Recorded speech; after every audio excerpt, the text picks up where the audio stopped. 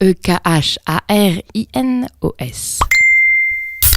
Avis aux journalistes. Quand vous demandez une expertise scientifique à des chercheurs ou des doctorants pour vos articles sur le rap, quelques conseils. Pourquoi ce thread ? Parce que lundi, j'ai reçu une sollicitation pour parler de comment un nouveau rap avait émergé à travers Big Flo et Oli, Gaël Faye, Vince, Grand Corps Malade, et que ce nouveau rap était devenu analytique, poétique, plus actuel, plus intellectuel et modéré parfois.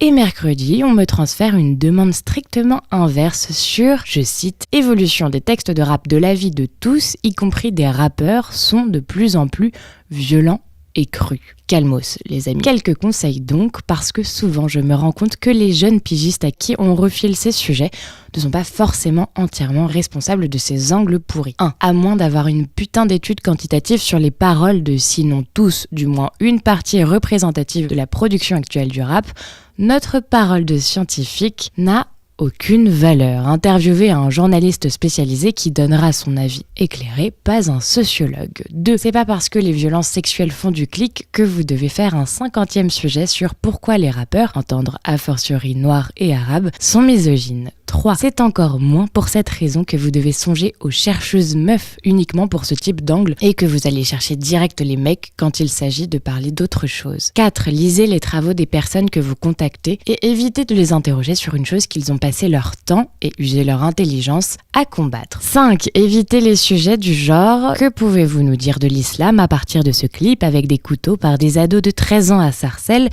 parce que ça n'a rien à voir. Conseil global aux journalistes, aux politiques, aux militants, ne pas récupérer les problématiques imposées par l'extrême droite de manière générale est plutôt signe d'intelligence. 6. Arrêtez les angles qui essentialisent le rap comme s'il s'agissait d'une catégorie homogène. C'est seulement autorisé pour parler du rap Luciano.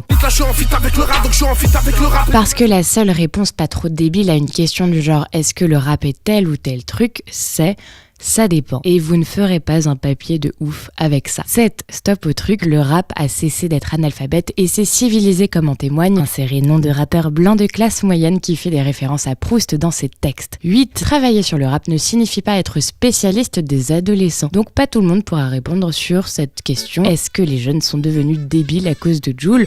Je cherche la chance mais dis-moi elle est où ? Malgré les critiques sur moi je reste debout. C'est cet angle qui est débile, tu sais. 9. Si vous avez un sujet pas très malin non plus sur pourquoi le rap rend les jeunes violents, par contre, pensez à m'envoyer le papier. C'est ma thèse de voir comment et pourquoi chez certains, le rap est associé à la violence.